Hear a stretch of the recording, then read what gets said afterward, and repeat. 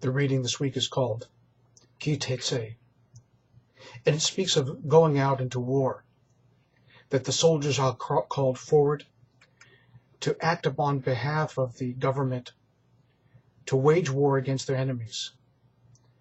And in the immediate aftermath of the beginning volley of the reading itself, we find that they are returning back home alive and victorious, carrying with them the booty of the war that has been waged, sometimes in very human terms, a slave, a woman, an item carried with them back from war.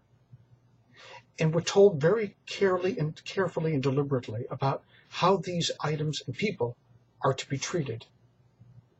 And the Torah seems to go out of its way to say these things because not only are the things and the people that we've captured affected by us, but we are affected by their capture.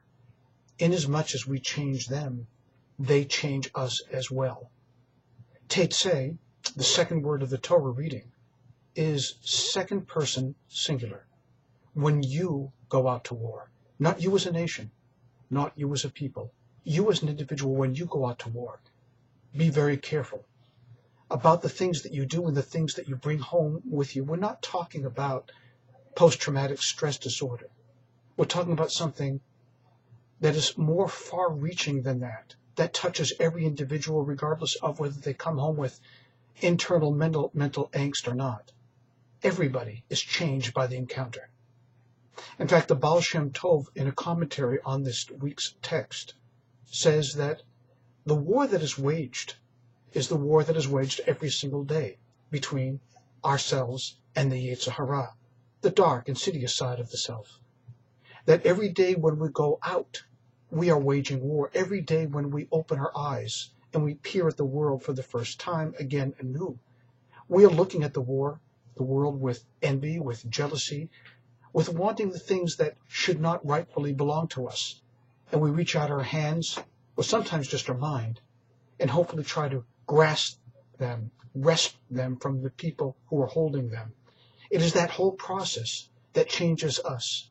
One thing to want, another thing to act. And the Yetzer Hara whispers into our ear every moment of the day, challenging us to do something, to take something that does not belong to us, to reduce someone else to tears. In one of the opening passages of the book of Genesis, where we are told that God has created man and it was very good, one of the commentaries on that reads, what was very good was the creation of the Yetzer Hara, the evil side of every human being.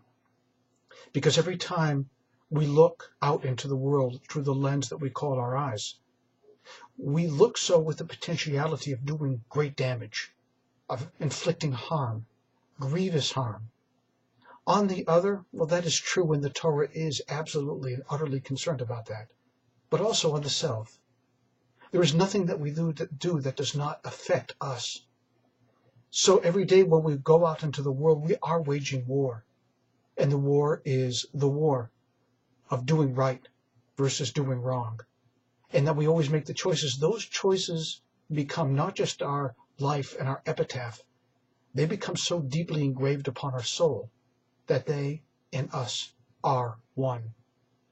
Which is why the Torah so carefully delineates how the victor returns home from having made a conquest. The conquest should be conquering the worst side of the self. Never gloating, never being happy at someone else's hurt or demise. Because our responsibility is to make the world a better place because of our life, not a worse one. We win nothing when someone else loses. Shabbat Shalom.